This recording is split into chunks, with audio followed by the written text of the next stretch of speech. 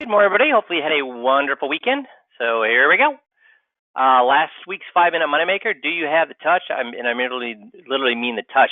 Talking about the power of touch when you're selling people. So when they come into your office, make sure when you shake their hand, you look them in the eye and hold their handshake an extra second. If you can put your hand comfortably on their shoulder or on their forearm or on their upper arm, touch creates trust. So make sure you're utilizing that if you find yourself capable. I'm not a touchy-feely guy, but with this kind of stuff, I did it all the time, and it really works. The tape breakdown, here's what happens when you correct somebody. So this is a great learning experience in the tape breakdown. If you don't normally listen to tape breakdowns, which you should be, but if you don't, this is a great one to listen to figure out what am I doing and how do I fix it when I correct somebody. So is anybody aware of what's happening Wednesday? Let's see. Oh, shoot, I got to get my taskbar up so I can see what you guys are saying. Okay, so what's happening Wednesday? You guys should all know what's happening Wednesday. In your field of work, you should know what's happening Wednesday. If you don't know what's happening Wednesday, holy moly. First of all, shame on you. Second of all, it's a great thing to know above all your competition. Not a single answer. So from business day, this Wednesday, according to the Financial Times, Robin Wigglesworth and Nicole Bullock, the U.S. stock market will officially have enjoyed its longest bull run ever. One that rises 20% from its low until it drops 20% from its peak. And September 15th will be the 10th, and coming up here in a month, September 15th will be the 10th anniversary of the collapse of Lehman Brothers, the fourth largest U.S. investment bank. History's largest bankruptcy filing presaged October 2008 evaporation of almost $10 trillion in global market capitalization. The durable market rise that began March 6, 2009 is intoxicating as the Lehman anniversary should be sobering. Nothing lasts. Those who see no Lehman-like episode on the horizon did not see. So those that did not see the Lehman-like episode on the horizon did not see the last one. So what are they saying right there? Those who see no Lehman-like episode on the horizon, because everything that we're seeing right now, what are all the pundits on TV saying right now? What are all the magazines saying right now? Things are what? Yeah, going up. Can't lose. Things are great. Hey, we've got the winds at our sails. This tax cut is really making it. We got a GDP at 4.1%. Now all that stuff is TikTok is right. So this is just, again, we don't know what's going to happen. But right now, as soon as you get into record territory, guess what? How much wind is left in the sails when you're in record territory? Yeah, not much. Not much. So today I want to talk about probability. So what the odds of winning the Powerball are 1 in 995 million. 195 million. To give you an idea of what that, some real life examples what that equates to, 2 golfers in a party of 4 getting a hole-in-one on the exact same hole is 1 in 17 million. So that means that, guys, that means this happens 10 times more than winning the lottery. 11 times. Been corrected there. Being hit by lightning, according to the National Weather Service, the average is between 280 and 400 people are hit by lightning each year. So that's 1 in a million. That's 195 times more likely to be hit by lightning than to win the lottery. Being dealt a royal flush on the opening hand in a poker game is 1 in 649,000. So you're 300 times more likely to be dealt a royal flush. And guys, when you're playing poker, you think about getting dealt a royal flush. I mean, what would you do if you were dealt a royal flush on the first game, on the first hand? Yeah, pass out. That's what I would do too. So how to get lucky. Several studies in the United States, UK, and Asia have found that you can increase your luck. How you increase your luck is you create and notice more opportunities. You use your intuition. You have a positive attitude.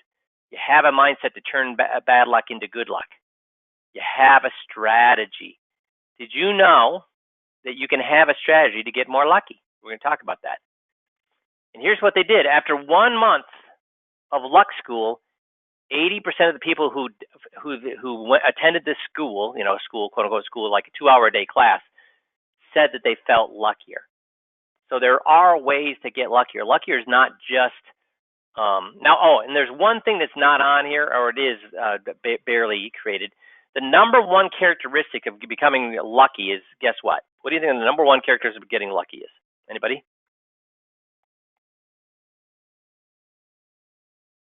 Nick's got it. Nick said no more people. You're right, Nick. The more connections you have, the luckier you get. Think about it, guys. The more connections you have, if you lose your job, the likelihood you're going to get hired someplace else. The more people you know, you're going to luck into the tickets for the Rolling Stones. The more people you know, you're going to luck into getting invited to somebody's cabin in Aspen to ski. So knowing people is what creates luck. These other things come into play as well. So having as many connections as possible and all these other things come into play as well. But strategy also comes into play. So some people believe that poker is luck. Those that play poker is poker luck, or is there a lot of skill involved? There's luck involved with poker, but is there also skill involved?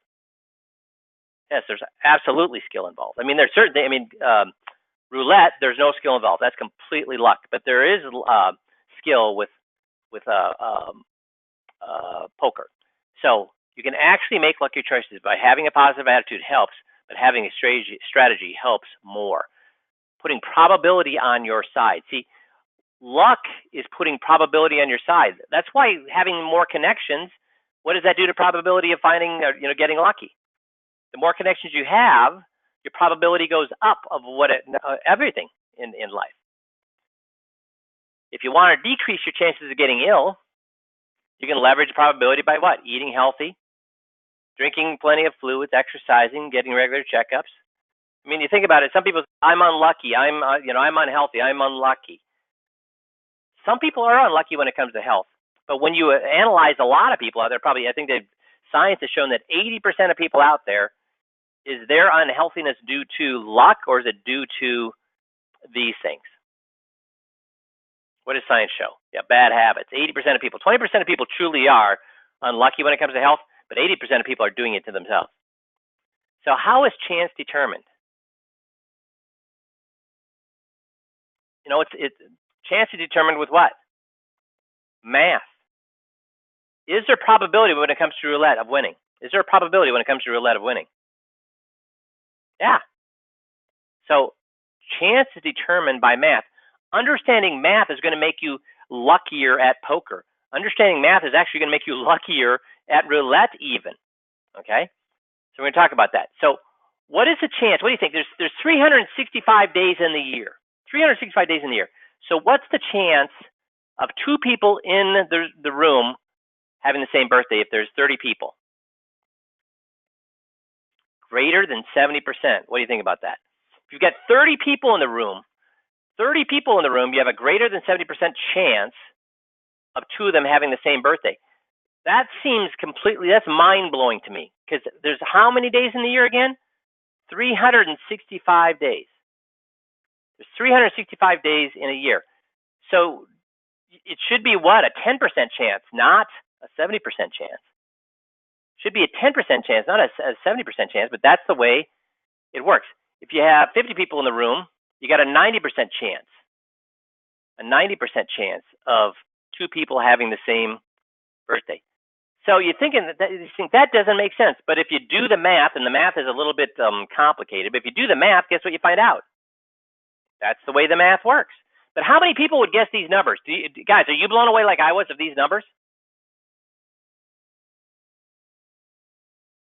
Got one yes? You guys are smarter than me. Okay, everybody's saying yes. Yeah, these are crazy numbers.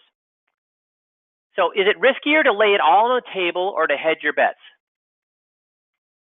Is it riskier to lay it all on the table, win or lose, or to hedge your bets?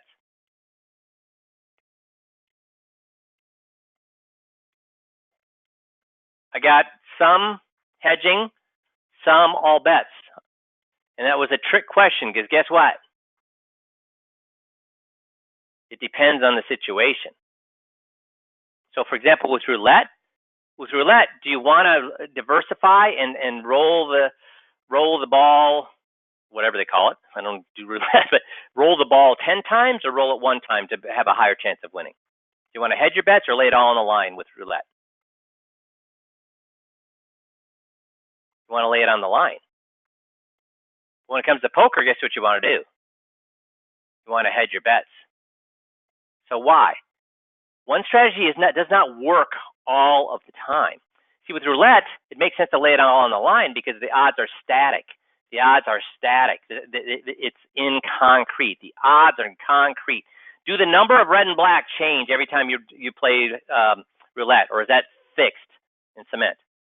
That's fixed. So the odds, and again, it depends on whether you're playing at an Indian casino or a Vegas casino or a European casino. But I believe this is the Vegas chances. The odds are static that you're going to win. You have a 47.36% chance of winning based on how many numbers are out there, and I think there's only one for the house. So let me do something here. And again, that depends on the wheel setup for how many times the house can win. So in here, you see the house can win 2 times. You're going to win one of these, but the house will win 2 times. If you choose red or black, you got a 50-50, right? But they add 2 for the house here, the green. So that's going to lower your odds down from 50%. So if you had $10,000, should you hedge your bets or should you lay it all on the line with roulette?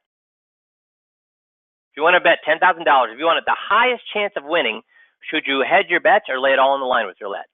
You lay it all on the line. You got nearly, not quite, but nearly a 50-50 chance. But the more times you bet that, guess what happens to that 50% chance? What happens to that 50% chance? It goes down, exactly. But in poker, it makes sense to stay in the game longer because the odds change, don't they?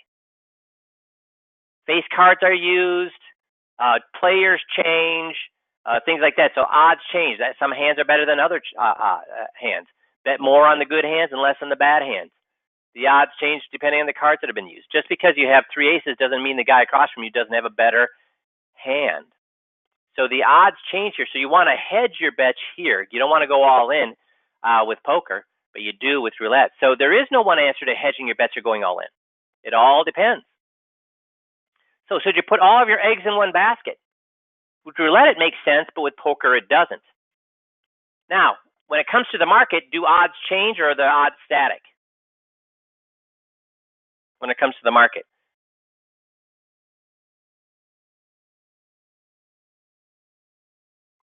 Yeah, the odds change. So with the market, does it make sense to hedge your bets? Yes, it does. Yes, it does. Probably matters whenever you have to make a choice. So when you buy a house to buy, you choose a treatment or a surgeon, you choose your investments, what's the best way to avoid risk? What happened to people who hedged their bets in 2008? So hedging your bets are great, but what happened to people who hedged their bets or thought they were hedging their bets in 2008?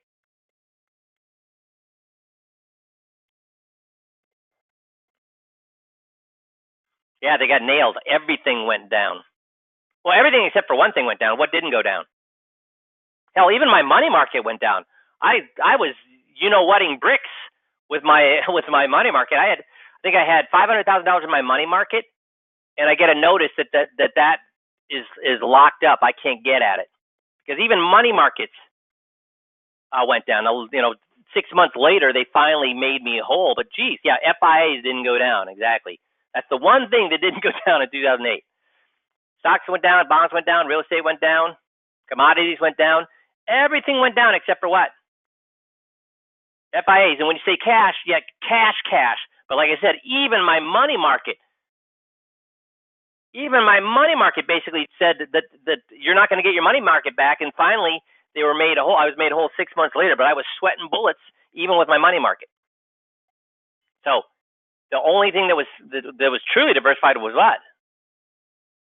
Either a CD in the bank or a fixed index or a fixed annuity of some sort, whether it's straight fixed annuity or a FIA. So you can stock the odds in your favor. How? You got to have a strategy to hedge your probabilities. But if you don't make chance work for you, it's going to work against you. If you don't know what you're doing with probability, the probability is going to start working against you. It's like when you've heard the joke about playing cards. There's a sucker in every room, and if you don't know who that sucker is, guess what? There's a sucker in that room, and if you don't know who that sucker is, it's you. So people aren't naturally lucky or unlucky. They're just people that make chance work for them are lucky, and people that don't let chance work for them end up being unlucky. And let me give you some examples of how strategies can work. Let's say you're dating, or your son's dating, your daughter's dating, and you want them to find the best person or the worst person in the world. You want them to find the best person, right? So here's the dating room. The dating game rules are kind of odd. They're going to be put in front of 100 suitors. 100 suitors. And again, they want to find the best suitor, right? But here's the trick. You can only date somebody once. There is no second chance.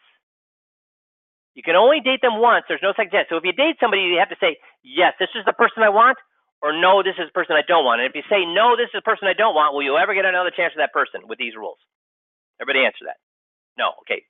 So that's a lot of stress, right? So how can you find the best person then? Math. Math is how you find the best person. Math is how you put the odds in your favor. Okay. So the dating game, what are the chances of your first date being one of the best? Being the best of the 100. What's your chances? 1 in 100, right? That's low. So do you want to marry the first person? Absolutely not.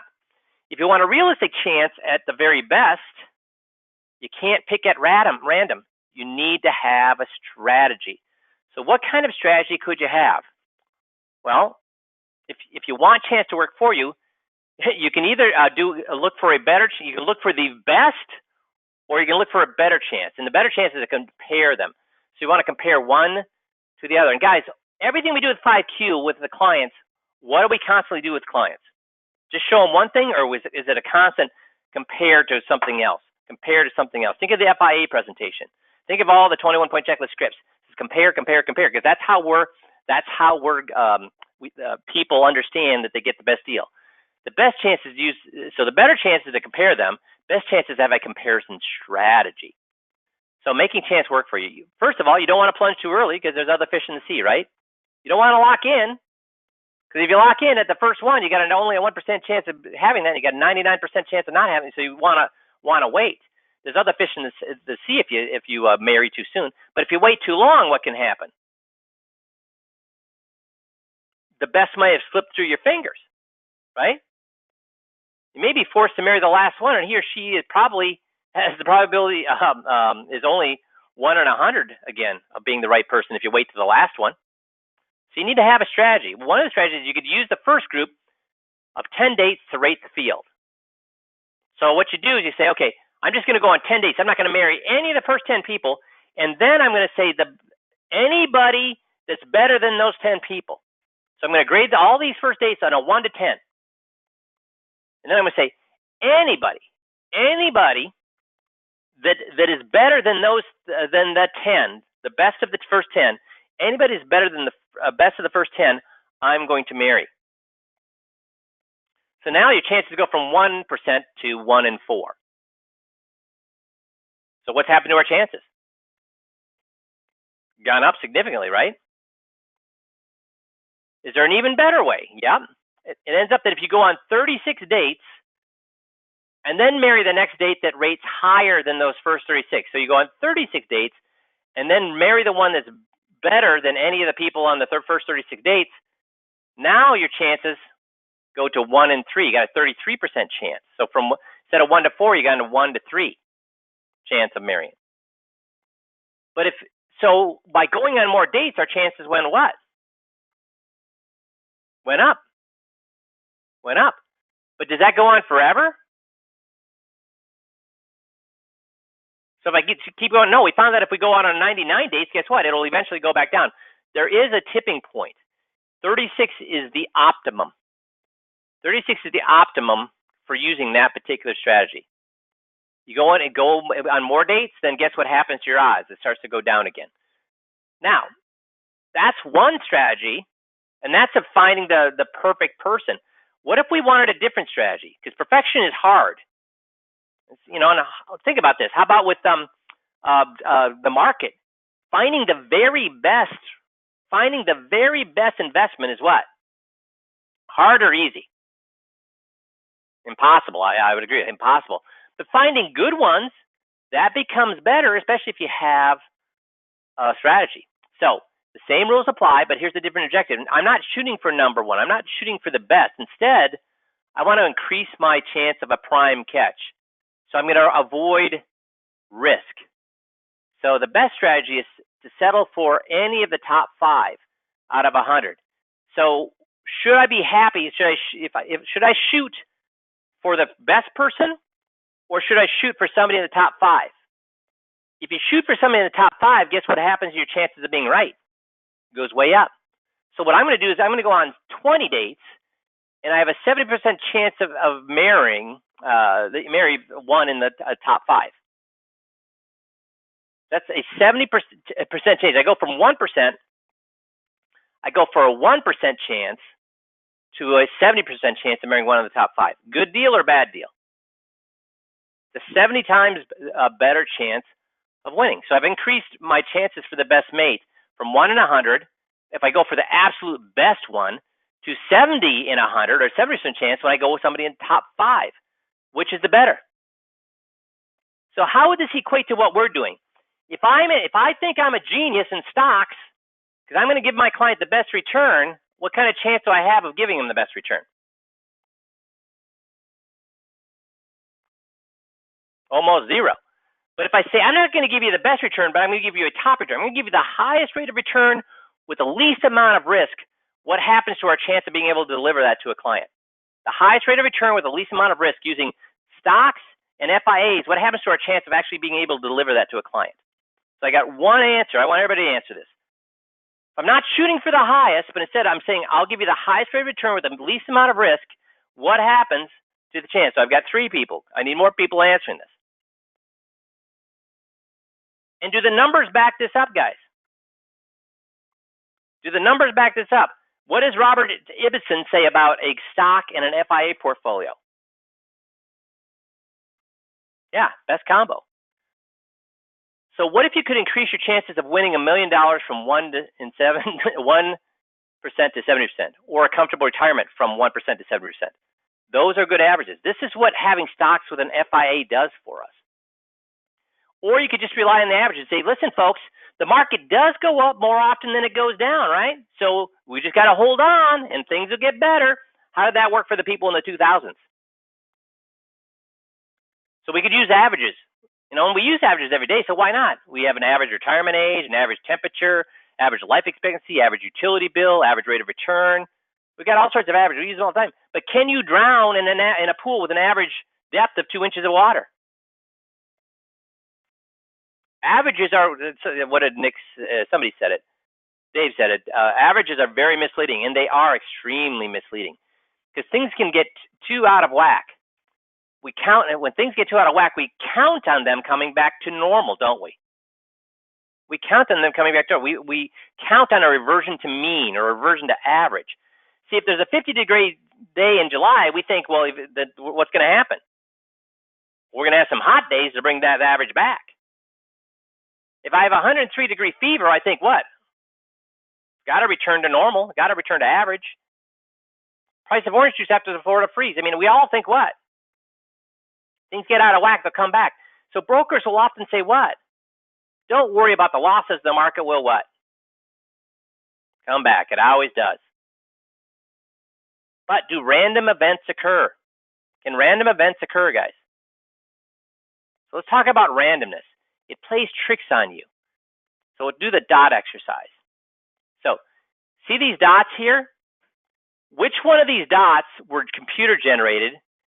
And they were told, and then which ones were man-made? In other words, they told some people, say, hey, put random dots on the page. Put random dots on the page. So which one of these are computer generated and which one of these are man-made, do you think? So which one of these are the ones that are, well, let's just go, which one do you think is the man-made one?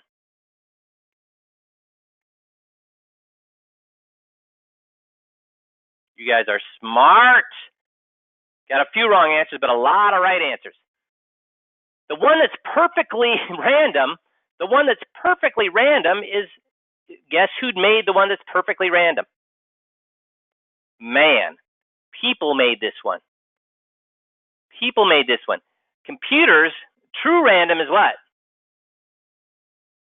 True random means there is no. Look at how perfectly equidistant these are from each other. True random is what? They could be clumped together. They could be really clumped in little clumps. They could be whatever. It could form a bowl. So this one is the only one that's man-made. Only one that's man-made. Try it again. Which one of these is man-made and which one of these is computer-generated? Now that you know how it works.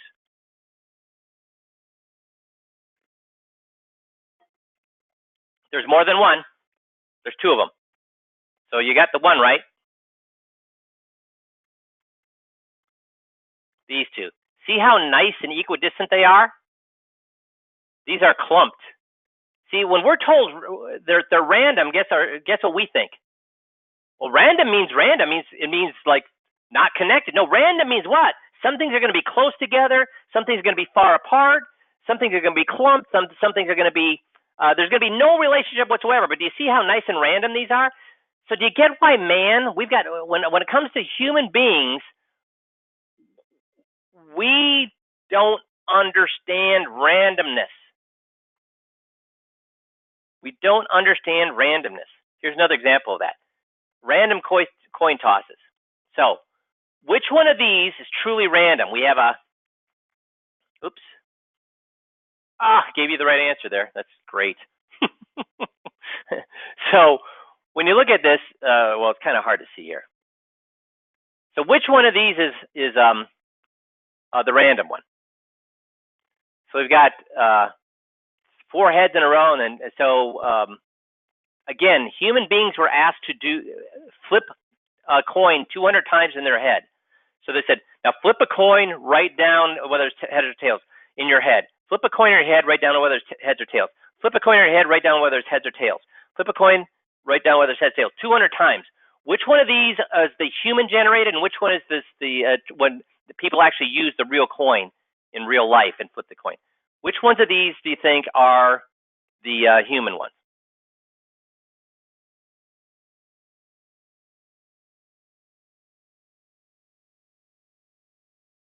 Matan's got it.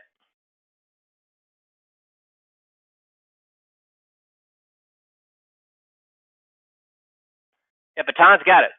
So it's this 1, 2, and 4 are human. Because humans think, oh my gosh, I've had 4 in a row. It's got to be more what? More sometimes head, sometimes tail, sometimes head, sometimes tail, sometimes head, sometimes tails. But in reality, when you flip toys, you can have toys. When you flip coins, you can have long stretches of heads, tails, heads, tails. See, in reality, this is what happens when you flip a coin.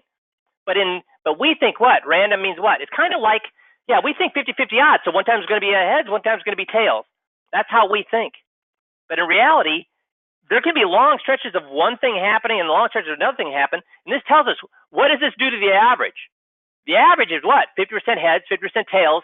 But how do we get to that average? Many heads, many tails. But when you tell somebody it's a 50-50, we think what? So do you see how we as human beings do not get randomness? We define randomness as something that's predictable. And would you say that this is predictable? That you would have 1, 2, 3, 4, 5, 6, 7, 8, 9, 10, 11, 12 heads in a row, and then 1, 2, 3, 4, 5, 6 tails in a row? No, you would never in the world guess that, but that's how life works. That's how the real coin flip worked. So what are the chances of flipping a coin 200 times? At least one string of 6 or longer is 96%. You got a 96% chance of having a 6 or longer. You know, it's kind of like at the craps table. Sometimes you get what? Sometimes if you roll when those dice are rolled 200 times, there's a 96% chance somebody's going to roll those dice. 96% chance the same. At least one string of 5 or longer is 99.9%. So the lesson is, We can't tell the difference between randomness versus patterns. Now, when money managers start talking about here's why it works and look at how it worked in the past, etc., what are they doing, guys? Yeah, Jerry just said roulette can come up 20 times in a row. Red can come up on roulette 20 times in a row. I mean, it's the same thing. But when we talked about money managers who said they got it figured out, and then they verify it with past performance or past data, what are they doing there? They're seeing patterns in randomness. Because is there any structure to the market? Is there any real structure to the market and how it works? No, there's not. But they assign structure to it looking backwards. See, they start to see patterns when it's really randomness. See, we see patterns in randomness, and when they don't actually exist, and they'll say, hey, look, remember about 2 weeks ago I laid the two charts for 1937 for the next 4 years and current for the next 4 years on top of each other? That's what? That's just two patterns laid on top of each other. Is it predictive at all? No. Now, again, the underlying factors, there were factors that were identical. That starts to be a little bit more worrying. But the fact is, we start to see patterns in randomness when they don't exist. But we don't see patterns in randomness. We don't want to see patterns in randomness. If we do, we don't see patterns in randomness when they do exist. For example, the 5 flips in a row is a 99% chance of happening, 99.9% chance of happening. The 6, that's a pattern that we should recognize. We should know those odds. But it can get worse. What if we were talking about something more important than flipping coins, like stock market average? So the market is averaged from inception to 2017. The market is averaged 7.1%. But what does that 7% mean? Guys, what does that 7% mean to us and our clients? I want everybody to answer this. What does that 7% mean to us and our clients? Got one right answer, Atan. Everybody's saying it. Nothing. It means nothing, nothing, nothing. See, stock market returns over time. What is the average stock market return since its inception? About 7.1%. This takes into account the periods of highs, such as the 1950s, when returns are as much as 16% a year. It takes into account the negatives, the negative 3% returns in 2000. What is the average stock market return over the last 10 years? Well, the last decade provided an average of 6.88. This is 1 year old. It's higher than this because of we've dropped off. Well, no, I'm sorry, that is actually right. What is the average stock market return over the last 50 years? Over the last 50 years, stock market's on average return of 10%. What is the average return on mutual funds? Now, this is interesting. The average investor greatly underperformed the stock market. Over the last 30 years, the average investor saw a return of 3.66, whereas the S&P 500 saw an average of 6.73. That's because of two phenomena. What are the two phenomena that were the reason why investors performed at half of what the market did? Mark's got one, and Tom's got one. Good job, Mark and Tom. Everybody else is getting one or the other. Yeah, so it's there's two people to blame. The investor is to blame, and us advisors are to blame. The investor is to blame because what? They pull out at stupid times, and they put money in at stupid times. Guess what people are doing right now? Putting money in at stupid times. But the second part is, fees do what to returns over time? A little reduce or a lot reduce? A lot. So what happens if we enter a period where we have a new normal? See, what were mortgage rates? Are mortgage rates the same as they were in the 1970s?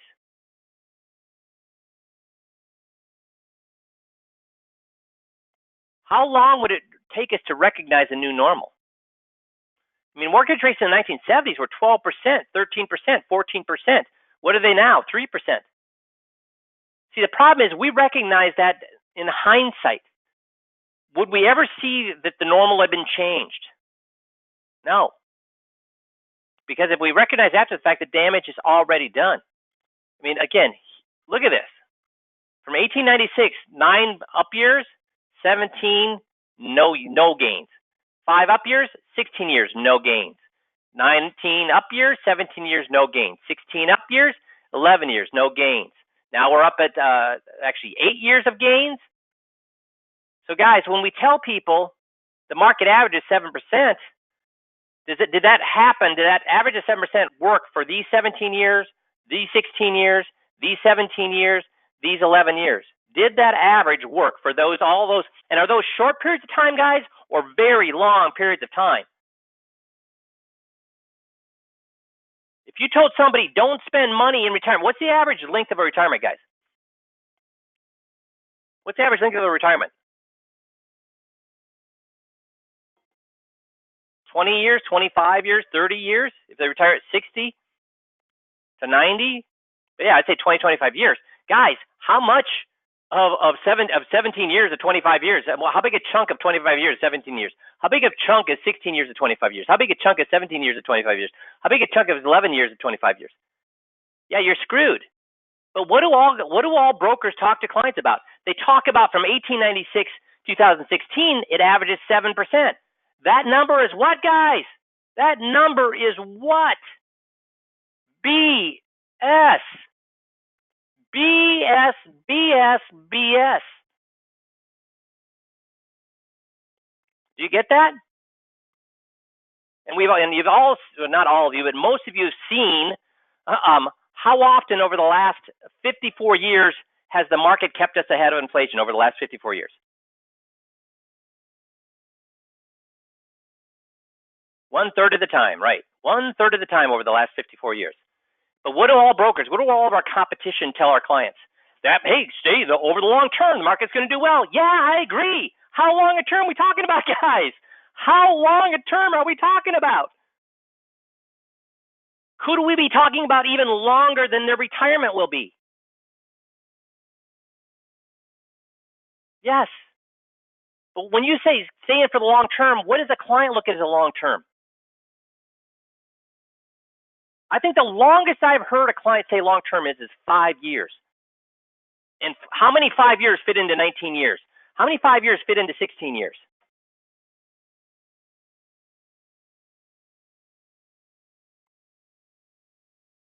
That is striking. So be careful about your reality. See, what if we use the wrong interest rate assumption? Did you know that from the time of the Civil War until the late 1960s, interest rates were never, for 100 years, interest rates were never for 100 years more than 6%. So what did every single broker tell their clients in the 1960s? Interest rates will never what? Interest rates will never what? They're never going to be higher than 6%. What happened after 100 years of never being, 100 years, long time or short time, guys? That's a long time. So when they told their clients, don't worry, we're never going to see interest rates higher than 6%, what happened in the 70s? How high did interest rates go in the 1970s? Yeah, they went up to over 15%. They went to nearly 20%. But then, you know what? That was the norm. But then from the 70s to 2000s, they were high, right? So what did I tell my clients? In the 1990s, when I grew up in the as an advisor, what did I tell my clients about fixed index annuities and the chance of ever seeing the 3% guarantee? Do you remember, guys? Do you remember when 3% wasn't considered a good return? It was actually they were guaranteeing the lowest you could possibly get on an FIA is 3%. That's the lowest you could possibly get. What did I tell them? You know, it does have a floor of 3%, but we'll never see that, so don't worry about that. Because for 30 years, what do we see? Interest rates never going below 3%. So what did I and every other broker tell people about a 3% rate of return? Wouldn't happen. What have we seen since 2000, 2003, 2004? What have we seen? How many of your clients would be happy to get a 3% guaranteed rate of return now? So that was a mistake. In 2002, interest rates dropped below 5% for the first time in over 25 years. See, I don't want to be like the broker who said, hey, guess what? In 2001 said, don't worry, the market's down, but the market averages 7% a year. How badly did that broker hurt their client? And I haven't been I dropped my license in 2001.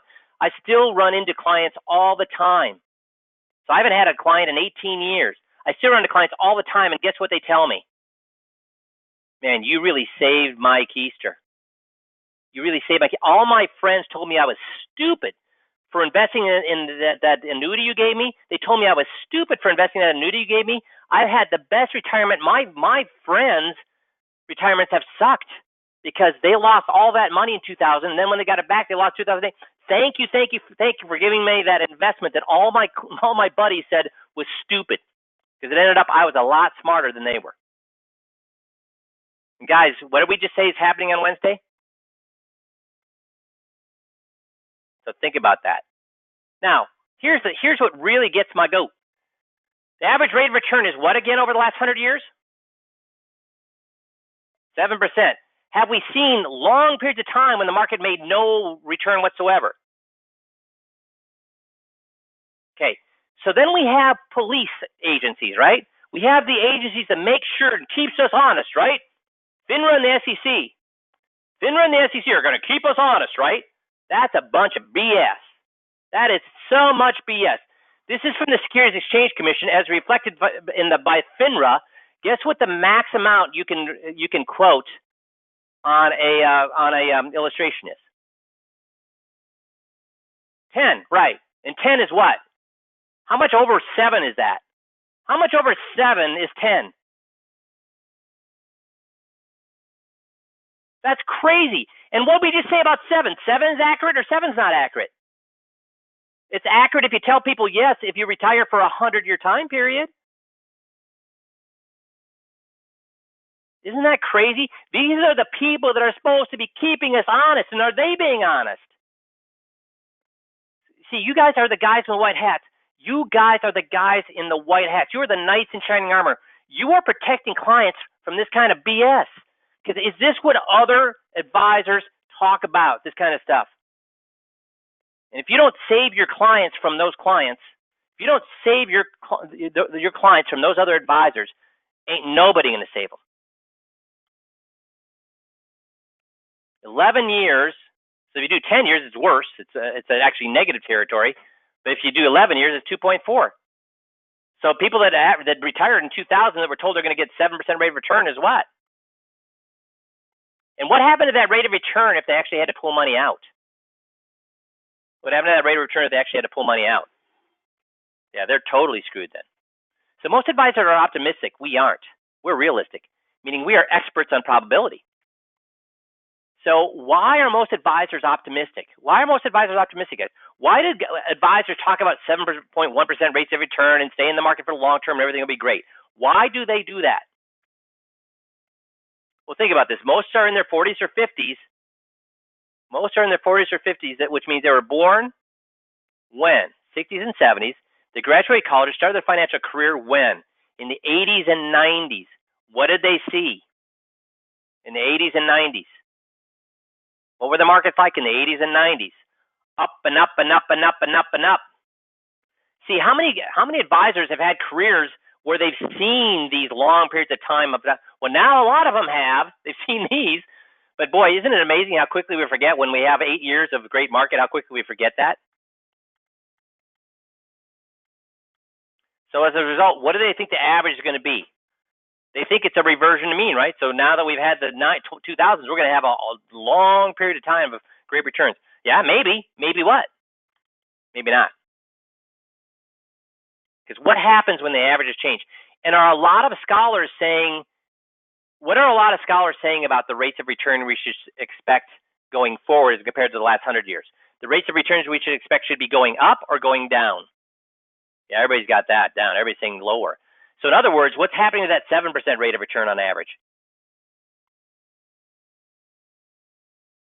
It's going to go down.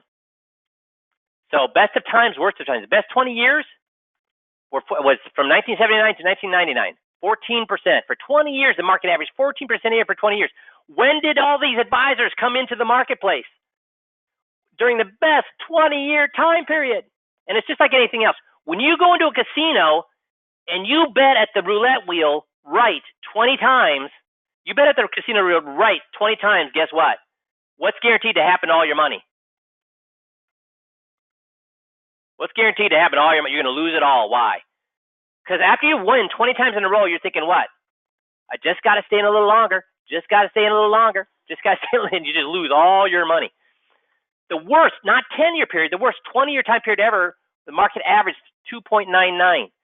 20 years, not 10 years, not 2 years, not 3 years, 20 years, 2.99. And look at how, are these greatly different time periods, or did they cross over each other? We're not talking 1896 and 2000. These are very close. So the person retiring in 79 versus 61, you know, they're still both alive. One had a great retirement, one had a sucky retirement if they were in stocks. The average 61 to 99 was 8.56, so somewhere in between. Now, if we add on the last 18 years, what would happen to that? So why is making chance work for us so important? What happens if we need to withdraw money? What happens to these numbers? We just talked about it. You get killed. So if you withdraw a 6% rate of return out of 100,000, you make 6%, you lose 6,000, you take 6,000 out, you end up with 100, right? So when we start talking about just simple math here, if an average rate of return, if you lose 35% the first year you retire, lose 25%, and then make 25 and make 35, your average rate of return over that 10 years is still 6%. But how much would you end up with at the end if you had to draw that money out? Is that a little change or a lot of change? 22,000. Is that a little change or a lot of change to 100,000? Now let me ask you a question. The best scenario would be to flip-flop these numbers, right?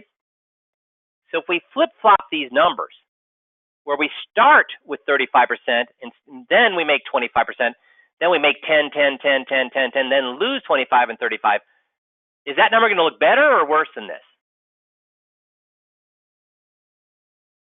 It's going to look, I got better, and then Nick says way better. That's what I would assume. It's going to look way better than this. How much better is it going to be than just the straight 100,000, do you think? A lot better?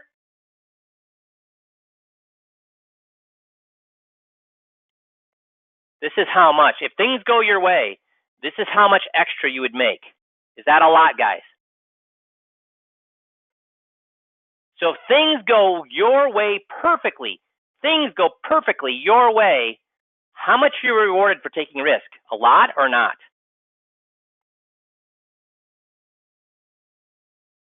No, guys. 6,000. You make 6,000 on an average rate of return. You make 6%, 6%. On average rate of return. You make 6. You take 6 out. What do you end up with at the end of that year? You end up with $100,000. If things don't go your way, you could get screwed. If things do go your way, how much are you rewarded? How much are you rewarded? A lot or a little? So for taking risk, if you're going to be pulling money out of your account, how much are you rewarded for taking ungodly amounts of risk? A lot or barely anything? And how much can you be killed on the downside? So you got to have a strategy, one that uses probabilities to hedge and eliminate against risk. Do we know what the future holds? Of course we don't. If we knew what the future held, how rich would we be? Remember your FIA presentation. If I could see the future, how rich would I be? So we got to have a plan that uses probability. And guess what the sale plan does? Uses probability. Because if we use bond or CD interest, that worked great in the 70s when interest rates are 12%. When I get a 12% CD, that was awesome. That was awesome. Because if I had $100,000, I could pull out $12,000 a year. What would happen if you had all your money in bonds and CDs today at $100,000 were pulling out 12% a year? How long would your money last? So that doesn't work. Of course, we could use what happens in the cost of living. Okay, we're talking about inflation. But we have another solution, right? What if we do both a balanced portfolio, both stocks and bonds? What did we find out about that in 2008? didn't work so good. So, because if you take your income from interest, dividends, and gains, that works as long as the market cooperates. But if it doesn't cooperate, guess what? You're gonna have to worry about running out of money. So the easy solution is, well, I guess we can tell clients, don't take withdrawals for those 17 years the market's going to go down. Don't be taking withdrawals of the 19 years the market's going to be down. Guys, what happens to people's health when they retire? How quickly can people lose their health? Heck, I've noticed myself in 5 years, what I used to lift, I don't lift today. I noticed that I get hurt a lot easier than I did 5 years ago. Our health goes down. So if you tell people to quit doing the things they want to do today, instead do them when you're 82, is that good advice? Are you being a good advisor telling them that? No. So the flaw in the bond portfolio is inflation, or that interest rates are low. The flaw in the stock portfolio is when you run out of money if the markets go down. So what you should be looking at is the sale, the smart asset income ladder. You know how it works. So if you're not using this, some of our biggest cases have come from the sales presentation. So if you're not familiar with it, make sure you get familiar with it. When you have a large client, this is one of the best ways to close a client. Why? Because are we promoting products, or are we promoting strategies with a sale presentation? Strategies. So we have a predictable income with the sale. It's insulated from. Is it insulated from markets up and down with the sale? The growth account can still go up. You still believe in the growth. That's great, but it can go down at times. But we're not going to pull money from it, so we're not hurt from it. So it does have time to come back. So if you, when it comes to probability, using growth assets and the FIA and using it within a sales strategy, guess what you've done for your clients? You've given them the highest rate of return with the least amount of risk. Okay. So,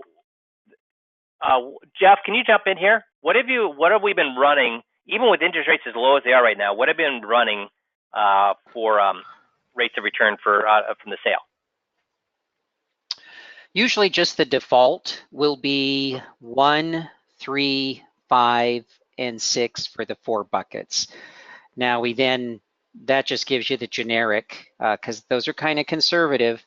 And then you can check with Jerry to see what more closely the actual rates are at any given time. But those are the generic that we start with. And we've had a couple questions here. How do the income riders fit into the sale, or do you completely ignore them? Well, what I usually tell people is this. You can look at, I generally would look at a plan with or without income riders. So I would either do a sale for income or an income rider for income. Generally, what I find is it really depends on how long they're going to defer. If they're going to take income immediately, and immediately can mean next month or 3 years from now, the sale's going to probably turn out better. If you're going to wait 10 years, the income riders are probably going to turn out better. But I would look at both, and then you can put them on a scale and compare. Perfect. So, 4 benefits of a sales strategy: protection from inflation, reduce the risk of running out of money, you increase your income, and you minimize your worry about the future. How many clients would like these 4 things?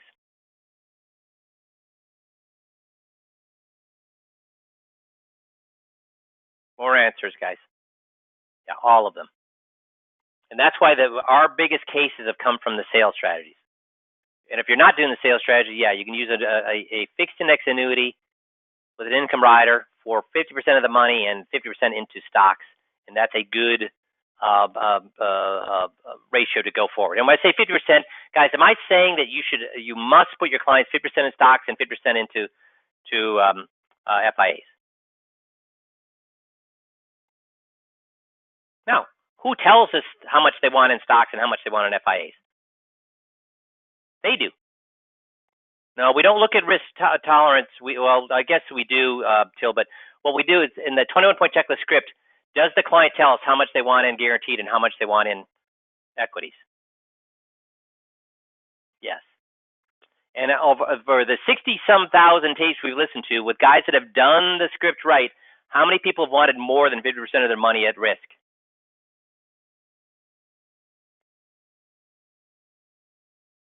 Yeah, none.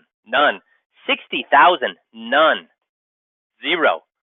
So if you tell me that your client wants more than 50% of the money in the market, what do I know about you? You did or did not use the script. Yeah. Again, now if you presented it to a 20-year-old or to a 30-year-old, then yes, but we don't present to 20 or 30-year-olds. We present to what? 55 and up. And when you talk about 55 and up, do they want the highest return possible, or do they want the highest return possible with the least amount of risk? Least amount of risk. So that's why it works so well. Make sense? So I'm going to zip through here.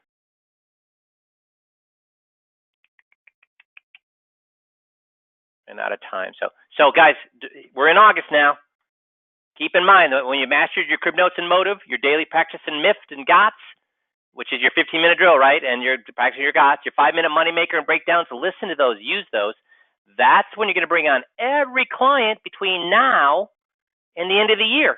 So between now and the end of the year, you got a chance to make way more than you made all the way to this point. Okay. So, and if you haven't started marketing, guys, remember September, October are your big months for marketing. So if you haven't started yet, you're right now down to you're only going to be able to get your first one in late September. So you're kind of getting up against you're back against the wall here for getting in front of people, because you're not going to be don't want to be getting in front of people in November and December, not because you can't, but because it's hard to get through the sales process. Make sense? So are you okay with coaching calls that are a little bit off topic and kind of real life examples of what we do like we did today?